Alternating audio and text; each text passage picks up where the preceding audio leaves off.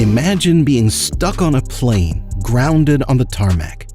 Imagine not being able to either get off that plane or fly. Imagine your last line of defense, a flight attendant. This is the story of a heroic flight attendant whose decision one fateful morning would save many but would come at the ultimate price, her life. In Mumbai, India, in the 1980s, Neerja Bhanot would become a model before turning to the skies.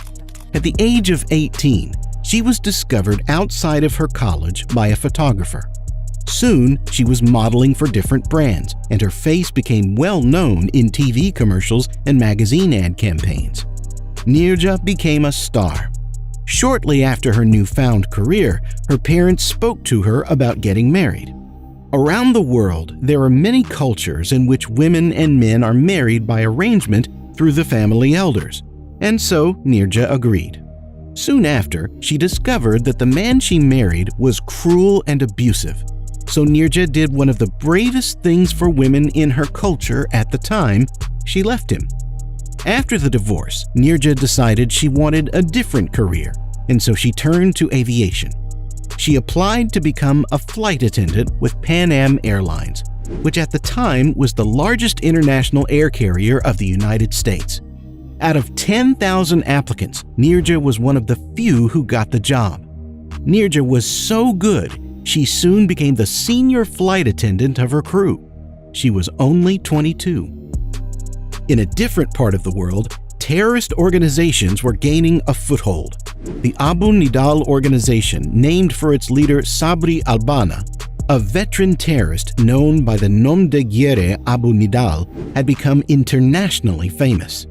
The Abu-Nidal organization had attacked targets in both the western and eastern parts of the world. They had mounted terrorist operations in 20 countries, killing hundreds and wounding thousands more.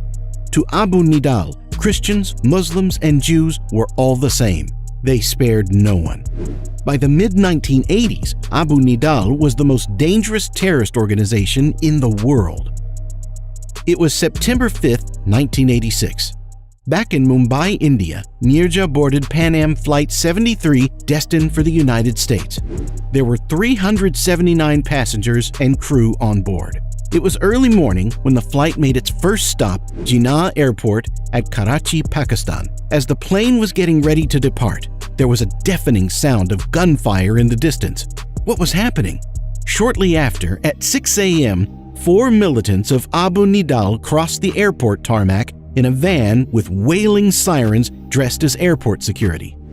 With assault rifles, pistols, grenades, and plastic explosives hooked to belts, they boarded the plane. The flight crew immediately realized that there was something wrong. This was not airport security. This was a hijacking in broad daylight. Their plan?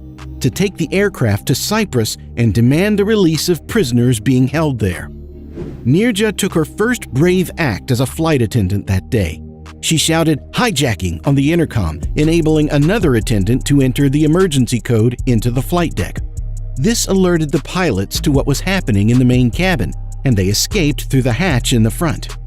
When Abu-Nidal forced the doors of the flight deck open, they were shocked to see that it was empty. Without pilots to fly, the aircraft was immobilized. So the militants implemented a backup plan to reach their goals that day. When authorities began communication with them, the leader of the group demanded a pilot to be sent to the craft immediately. They would fly to Cyprus no matter what. As authorities made false promises to buy time, Abu-Nidal waited. When no pilot arrived, their patience ran out. The first passenger to die that day was brought to the plane's open doors and shot in front of the authorities. His body was dumped onto the tarmac. Perhaps that would get the authorities to act faster and bring them a pilot. A few hours later, with still no pilot, Abu-Nidal changed plans. They instructed the flight crew to start collecting passports from the passengers. Neerja understood they would single out those who were American. She started tossing U.S. passports down the garbage chute and hiding them in the plane so that Americans would not be identified. Observing her, the crew members began to do the same. The clock continued to tick, and on the tarmac of an international airport, under the watchful eye of killers, passengers and flight crew waited. Throughout the ordeal, Neerja kept calm. Her poise and demeanor kept her team calm. She even served passengers snacks in an attempt to keep them reassured that help was on the way.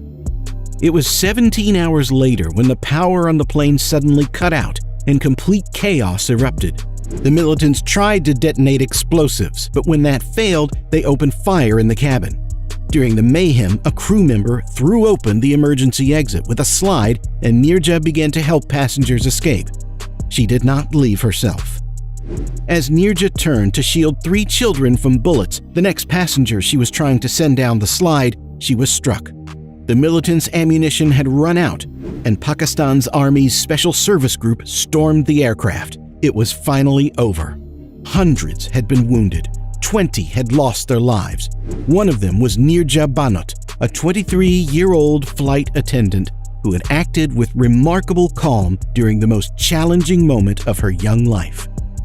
Posthumously, Neerja was recognized for her courage and bravery by the United States, Pakistan, and India, where she was awarded the highest military award for bravery, the youngest and first female recipient to be recognized.